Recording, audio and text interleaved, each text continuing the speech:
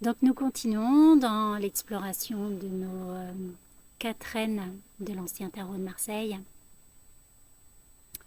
Avec la première reine, la reine de coupe, nous avons exploré, découvert l'énergie que j'appelle yin de yin, dans cette dimension de la polarité féminine qui est coupe, qui est réceptacle, qui est dans cet accueil de tout ce qui est.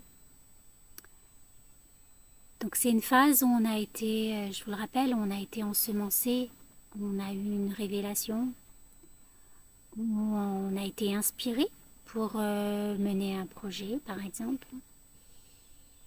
Donc on a reçu l'ensemencement de l'esprit en fin de compte, de cette conscience qui nous éclaire. Et aujourd'hui, je vais vous faire découvrir la seconde reine, qui est la reine de bâton. Donc, comme vous pouvez voir, elle est installée ici. Donc c'est une reine qui va nous mettre en mouvement, qui correspond donc à la saison du printemps.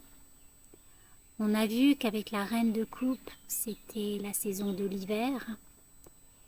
Et là, on passe dans une toute autre énergie. L'hiver, la graine est enfouie, on ne la voit pas, elle est sous terre, elle est invisible. C'est tout ce qu'on explore avec la reine de coupe. Et là, on est dans la saison du printemps.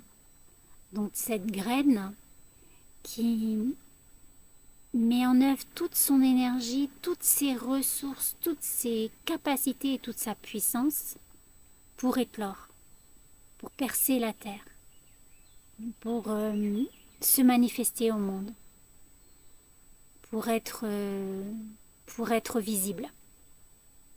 Et ça, c'est cette reine de bâton qui nous permet ça. Donc ça correspond à la polarité masculine. Donc là, on est dans le yang du yin.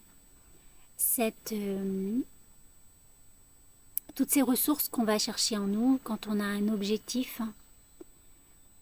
Et on va se mobiliser. On va aller chercher nos talents, nos potentiels, notre inspiration aussi, qui se met en mouvement. Là, on est dans une deuxième, on est dynamique. C'est une énergie qui est très dynamique. C'est une reine qui est aussi toujours très enthousiaste. Elle a conscience des obstacles, mais elle a une capacité à franchir les montagnes, à dépasser les obstacles. Elle va aller chercher toutes ses ressources, toute son ingéniosité, toute sa créativité pour pouvoir justement atteindre son objectif. Donc là, c'est toute la force. Cette reine de bâton nous invite à explorer notre puissance créative. Donc ça correspond au printemps et ça correspond à l'énergie feu, donc tout le dynamisme. Donc on voit bien qu'on est dans une énergie complètement différente de la reine de coupe, où là on est invité à se mettre en mouvement, invité à agir, à entreprendre.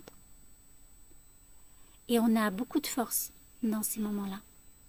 C'est souvent au printemps qu'on a envie de faire notre nettoyage de printemps. Donc on va vraiment chercher cette force-là en nous et toutes ces réserves qui sont en nous qui demandent qu'à se déployer. Donc voilà ce que nous fait explorer cette reine de bâton. Et ça correspond donc à la phase croissante de la lune. Donc, voyez que nous sommes en phase croissante. Comment vous vous sentez en accord avec cette énergie? Est-ce que vous avez de l'élan pour entreprendre les choses? Est-ce que vous êtes joyeuse? C'est une énergie aussi très joyeuse, la reine de bâton.